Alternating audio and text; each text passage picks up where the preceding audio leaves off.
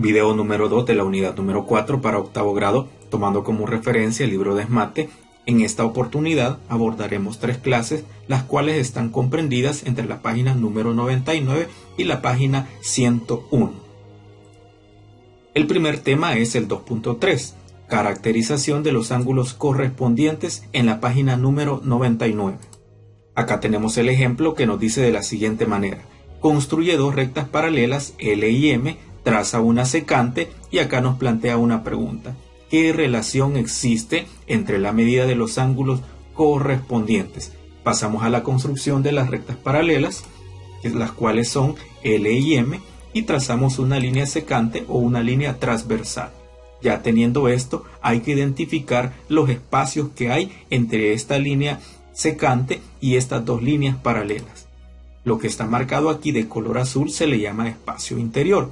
Por tanto, lo que está acá arriba, que es de color blanco, y lo que está aquí abajo se le llama espacio exterior. Esto nos va a servir para poder identificar la relación existente entre las medidas de los ángulos correspondientes. Habiendo conocido lo anterior, podemos pasar a definir qué es un ángulo correspondiente. Y se le llama así a los ángulos que en dos rectas, acá tenemos las dos rectas, cortadas por una transversal, están del mismo lado. Acá tenemos los ángulos que están del mismo lado, pero con la diferencia que un ángulo es interno y el otro ángulo es externo. Entonces, esa es la definición básica de un ángulo correspondiente. Habiendo escuchado lo anterior, podemos encontrar la relación entre los demás ángulos correspondientes.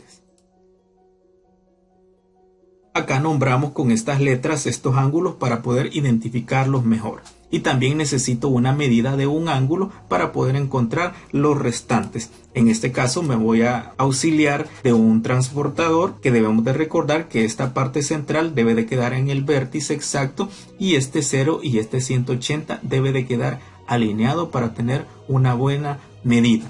En este caso el transportador tiene dos graduaciones, esta de color azul me sirve para poder identificar los 130 grados y esta otra para hacer otras medidas. En este caso veo cuántos grados tiene y el ángulo tiene 130 grados. Ya con este dato puedo pasar a ver la relación existente entre los ángulos correspondientes. Acá tenemos este grupo y vamos a ir identificando paso a paso. Los primeros ángulos correspondientes notamos que uno interno y otro es externo. A y E miden 130, ya esta medida la hicimos con el transportador. Son ángulos correspondientes, un interno y un externo. Ahora pasamos a identificar el otro grupo, que es el C y el G, que miden también 130 grados. ¿Por qué miden 130? Porque son ángulos opuestos, lo que indica que este vale 130 y su opuesto también vale 130. Entonces acá identificamos ya el primer grupo. Ahora vamos con el siguiente, el D y el H, que acá lo tenemos de color morado, que vale 50 grados, un ángulo interno y otro externo. Y por último, el F y el D, que mide 50. Ahora, ¿cómo sabemos que este ángulo mide 50? Voy a tomar como referencia esto. Debemos de recordar que una línea recta, que no tiene ningún tipo de inclinación, tiene como medida 180 grados o una semicircunferencia. Entonces, si yo ya tengo 130 grados acá, ¿cuánto le hace falta para llegar a 180? Y eso es 50 grados. Por tanto, en base a un ángulo podemos encontrar todos los restantes. Y acá también tenemos una característica principal que nos dice lo siguiente: si dos rectas paralelas son cortadas por una recta secante, los ángulos correspondientes son iguales. Entonces acá vimos que los ángulos son iguales, por tanto son ángulos correspondientes. Ahora pasamos al siguiente tema, que es el 2.4, caracterización de los ángulos alternos, página 100. Y el ejemplo nos dice de la siguiente manera: dadas las rectas L y M son paralelas y S es la recta secante, realiza lo siguiente. Acá tenemos la recta L y la recta M que son paralelas y acá tenemos una recta S que es la secante. Número 1, calcula el valor de los ángulos restantes y número 2, determina qué relación existe entre los pares de ángulos alternos internos y externos. Acá tenemos una gráfica que nos va a ayudar a identificar cuáles son los ángulos alternos internos y los ángulos alternos externos. Pero antes vamos a definir qué es un ángulo alterno. Y se le llama así al conjunto de ángulos no adyacentes o sea que no están próximos a ambos lados de una recta transversal. En este caso esta es la recta. Y también podemos clasificarlos tanto en ángulos alternos internos y también ángulos alternos externos. Acá tenemos una gráfica que nos va a ayudar a identificar tanto los ángulos alternos internos y también los ángulos alternos externos. Ahora vamos a pasar a resolver lo que nos pide el ejemplo. Acá tenemos la gráfica un poco más grande y vamos a identificar primeramente las medidas. En este caso aquí ya tengo una tabla con los valores, pero vamos a ir identificando uno a uno. Y vamos con el primero. Acá tengo señalado el ángulo A y el ángulo C. Podemos notar que son ángulos opuestos. Y si este vale 40, también su ángulo opuesto vale 40. Entonces A y C son opuestos al vértice. Por tanto, los dos ángulos miden 40 grados. Ahora vamos con la otra parte. Nos dice que B y D son ángulos opuestos también al vértice. Entonces, ¿cómo sé que valen 140? Debemos de recordar que una línea recta es una semicircunferencia. Acá hace una semicircunferencia, por tanto, tiene 180 grados, ya que no tiene ningún tipo de inclinación. Entonces, si de esos 180 grados ya usé 40 grados con este ángulo, ¿cuánto hace falta para llegar a 180? Entonces es 140 grados. Entonces B y D son opuestos al vértice y miden 140 grados. Ahora vamos con el otro grupo, que es A y E. En este caso son ángulos correspondientes, por eso también miden 40 grados. Ahora vamos con el B y el F. Son también correspondientes, entonces miden 140 grados. El D y el H también son ángulos correspondientes y miden 140 grados. Y por último tenemos el ángulo C y el ángulo G, que son ángulos correspondientes y que también valen 40 grados. Y es de esta manera como hemos podido identificar la medida de los ángulos solo tomando como referencia un ángulo A de 40 grados. Ahora pasamos a ver la característica de estos ángulos alternos externos y alternos internos. Entonces vamos a ver el primer grupo. Acá los he identificado por colores. Vamos a identificar primero los alternos internos. En este caso tengo el ángulo H y el ángulo B, que son alternos internos, que miden 140 grados, tienen la misma medida. También el ángulo C y el ángulo E tienen la misma medida. Estos son ángulos alternos internos. Ahora pasamos al otro grupo.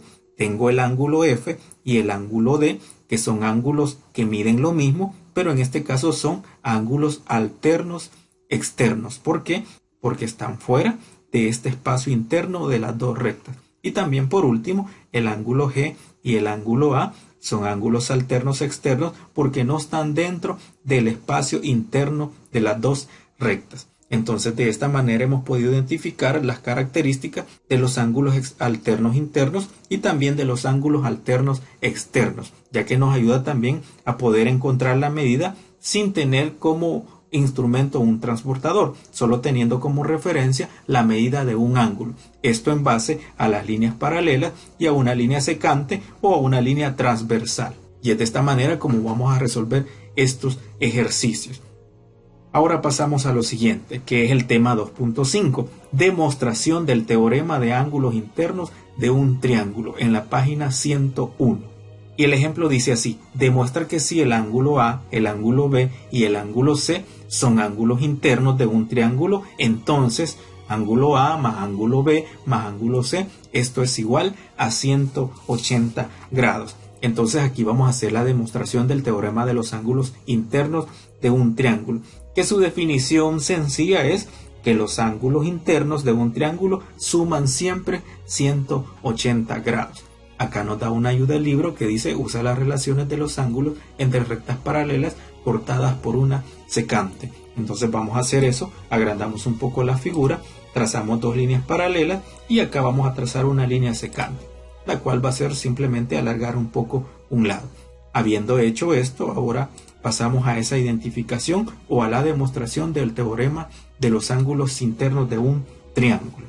Lo primero que debemos de identificar al trazar las líneas paralelas es que acá tenemos tres ángulos, y si esta línea es recta, debemos de recordar que tiene como medida 180 grados, que es el primer principio. Entonces lo que indica que el ángulo P más el ángulo C más el ángulo Q suman 180 grados. ¿Cómo esto es posible? Antes vamos a hacer uso de un transportador para poder ejemplificar que en efecto este ángulo P, C y Q miden 180 grados. Entonces con ayuda del transportador podemos notar que de aquí del 0 hasta 180 grados, lo que indica que la medida del ángulo P más el ángulo C más el ángulo Q hacen un total de 180 grados. Entonces, habiendo comprobado eso, ¿qué podemos notar? Que en efecto el ángulo P, que está acá arriba, y el ángulo A son ángulos alternos, por tanto tienen la misma medida. También podemos notar que el ángulo B y el ángulo Q también son ángulos alternos que tienen la misma medida. Por tanto, se nos hace fácil poder comprobar que la suma del ángulo P, el ángulo B y el ángulo C también es 180 grados. Entonces, de esta manera sencilla hemos podido demostrar el teorema de los ángulos internos, ya que al sumar tanto los ángulos de acá arriba, P, C y Q, es 180 grados, pero también al sumar los ángulos de abajo da 180 grados. Entonces acá podemos notar el ángulo A más el ángulo B más el ángulo C dan como resultado 180 grados. Entonces es así como terminamos lo que es las clases de la semana 1 y pasamos acá al libro de ejercicios. Hay que resolver unos problemas que están planteados entre la página número 94 y la página número 99. Entonces nos vemos hasta el próximo video y hasta entonces.